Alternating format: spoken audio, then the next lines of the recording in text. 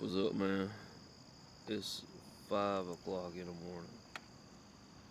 It's 5 o'clock in the morning. So I thought, continuing MFA part 3. What Gemini has to say about this automatically. Sorry about cars and the fact that some of my videos cut off abruptly if my screen goes off. I have to kind of wiggle it back and forth. If the screen goes off, it just cuts it off.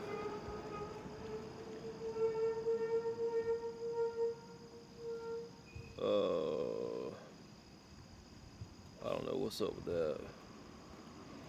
Hey man,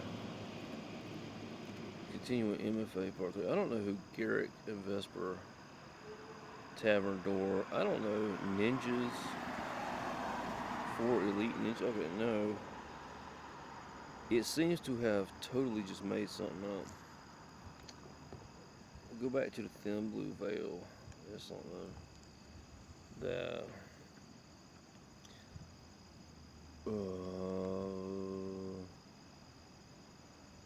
Oh man. Oh man.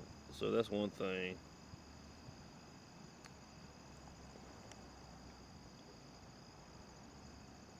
Let's see. How do you continue this? How do you continue this? So we're working on the DIY MFA this morning. The story we're writing is the Thin Blue Veil. Let's see what happens. Also, my DIY MFA morning session sounds like a perfect way to get some serious traction. Let's dive into the Thin Blue Veil. Where we start today. We can sketch out a tight scene, map out a specific narrative beat, or flesh out some of the atmospheric tensions. Let's see. Let's try crafting. Warm up. Let's try crafting warm up. A solid warm up is exactly how you shake off the morning cobwebs and find the voice of the piece. Let's try a 5-minute sensory focus exercise to establish the vibe of the Thin Blue Veil. This is pure muscle memory for the pen. No pressure to make it plot perfect. Just focusing on texture and atmosphere. Pick one of these prompts and write a quick paragraph or two. Option 1, the threshold. Write a short description of a character looking through or stepping across a physical barrier where the atmosphere completely shifts from one side to the other. Focus entirely on light, temperature, and silence. Okay. The room he stood in was dark. I'm not that good. Dark. Lit only by red heating lamps.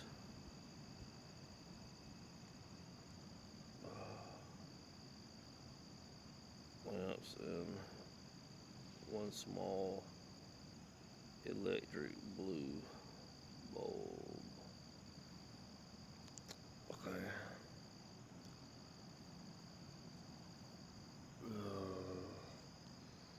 Inside, this does not seem to be working this morning, but so inside the room was a steel basin of water around 5 feet in diameter.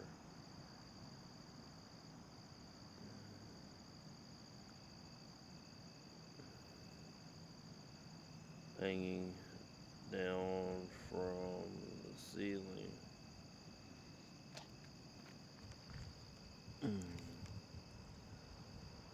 In the center of the basin was a long chain to lower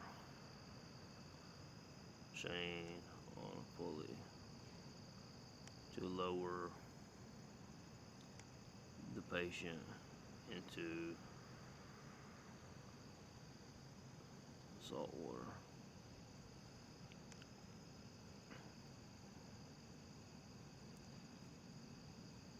Permacore used this to hold quantum dot sludge where burned dots could no longer regenerate.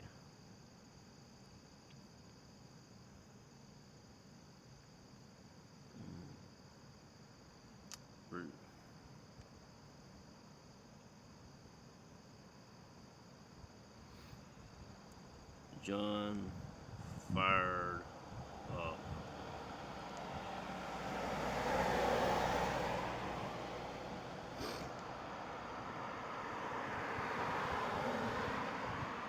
heater for the basin so that the sludge was more malleable and fluid. He hoped to pump it out into the sewer truck by 10:30 a.m.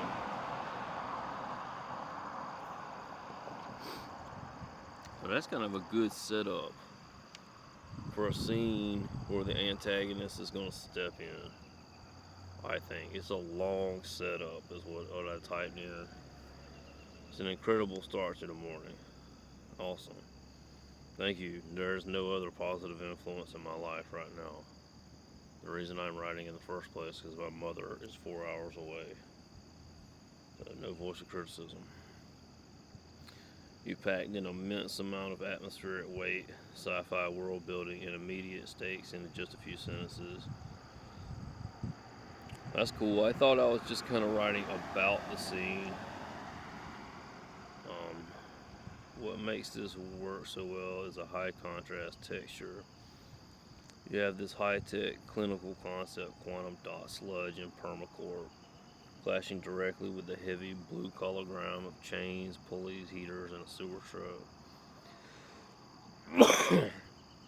John isn't just a passive observer. He's a guy with a practical time chore finished by 10:30 a.m. involving deeply unsettling materials. Here are 3 quick ways we can heighten the sensory tension of the scene.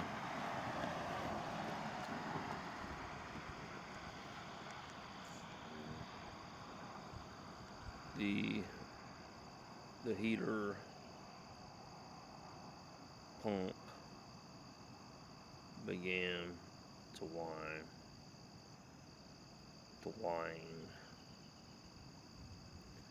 wind down into a smooth oscillatory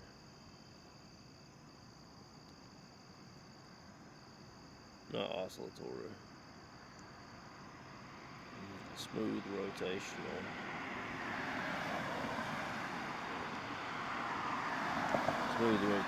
hum.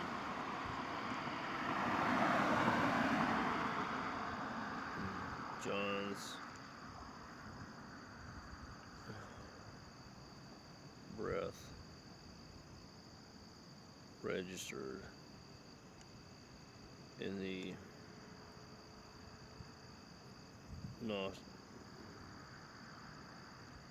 nauseous air. Air is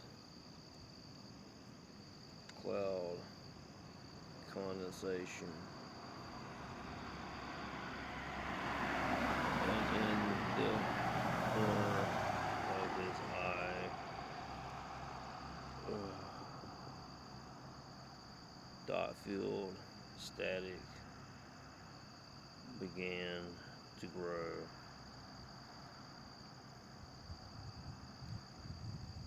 The meds from last night weren't off.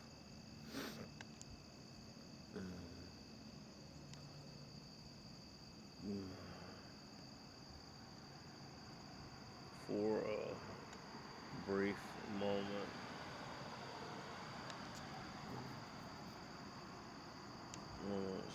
the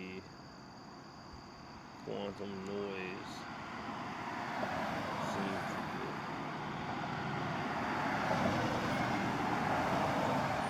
way to the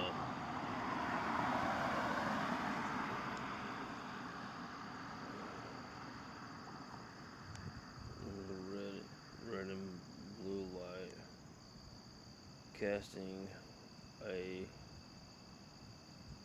black shadow upon the floor in the midst of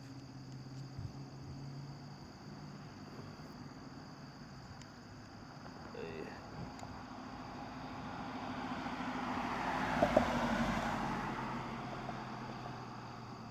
homogeneous, even lighting of the room. He continued to eyeball the heater pump and began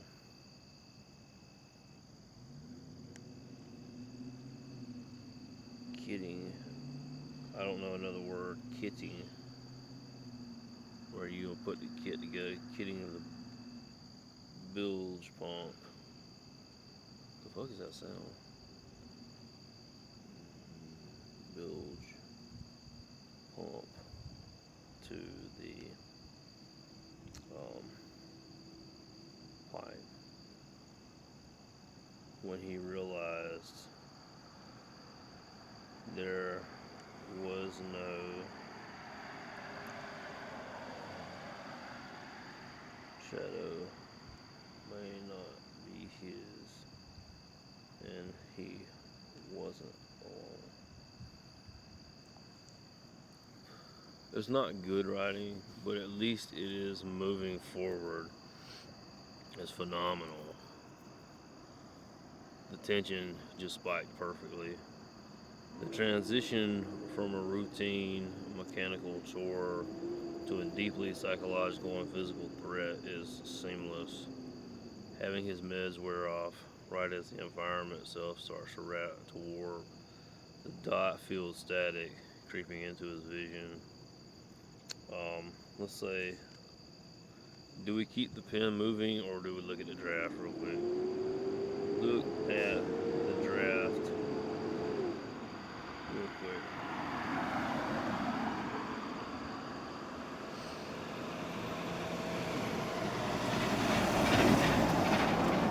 It's gritty. Look at the fantastic gritty rhythm. Looking closely at the raw mechanics of your prose, you built something. Is it really prose though? What's hitting the mark is the contrast, internal state shadow logic.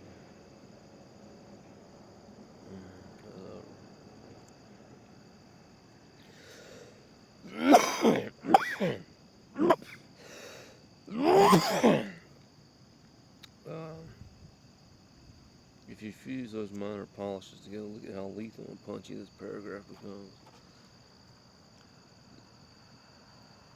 It's not that bad.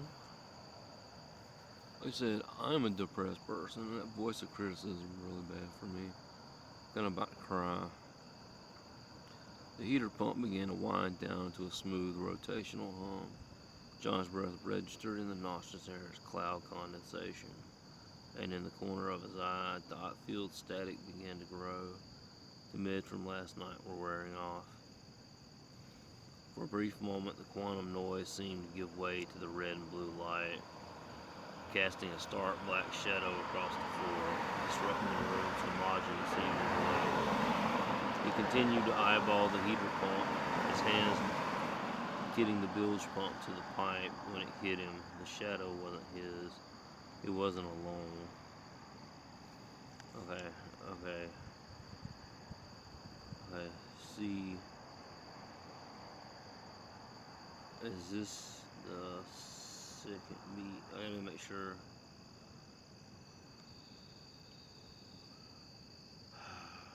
Beat. Show first. Okay. There's a setup and a turn. The room he stood in was dark, lit only by red heating lamps and one small electric blue bulb. This is stuff that I wrote. This is raw. So let's okay. This is the raw writing. Let's turn it into narrative prose. It's just raw. Let's take that gritty industrial raw material and elevate it to a polished narrative prose, dialing up the atmospheric dread and sharpening the sensory impact. Okay, the chamber was a vault of heavy shadows, cut only by the raw crimson glare of heating lamps, and that's what I'm talking about. All of a sudden, it's very literary. Of heating lamps and the sharp chemical pierce of a single electric blue bulb. At its center lay the basin, a 5-foot crater of dead still water. Above it, a long chain dangled from a ceiling pulley, a stark apparatus once used to lower patients deep into the brine. This is where Permacorp dumped the quantum dot sludge, the graveyard for scorched, unregenerate tech that could no longer heal itself. John cranked the basin's heater, waiting for the thick, dormant sludge to loosen into something malleable enough to move. If the fluid behaved, he could have the whole mess pumped out into the vacuum tank of the sewer truck by 10:30 a.m. The high whine of the heater pump gradually decayed, settling into a low, rhythmic drone that vibrated through the concrete floor. Every exhale John drew bloomed against the nauseous air, thick cloud condensation hanging in the cold. Then the edges of his vision began to fray. Faint, pixelated static crawled into his periphery. That quiet, jagged warning that last night's blockers were finally wearing off. For a split second, the oppressive quantum hum seemed to part from the red and blue lights, throwing a sharp silhouette across the floor that cut clean through the room's uniform glow. John kept his eyes locked on the pump gauge, his fingers mechanically getting the bilge coupling to the pipe when the geometry of the room caught up with him. The angle was all wrong. The silhouette wasn't his. He wasn't alone. Okay, right. First chapter from chat history with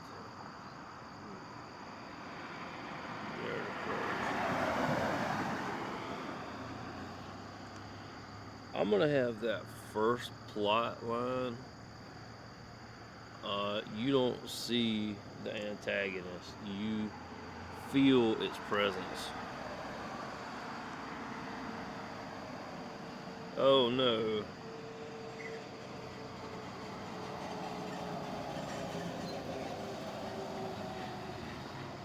No, see, go back.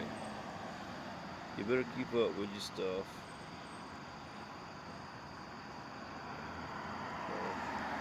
Right. Seen as narrative see what happens. I'm so tired. Last night, it got really cold last night. Out of nowhere, it's been really hot. It got really cold, so we might have a tornado come through. There's all kinds of weird clouds up above my head right now. For instance, it's 5:30 a.m. Okay, there's not supposed to be much light in the sky. So if you look straight ahead, the sky is covered in a milky gray cover of just one big solid cloud that stretches from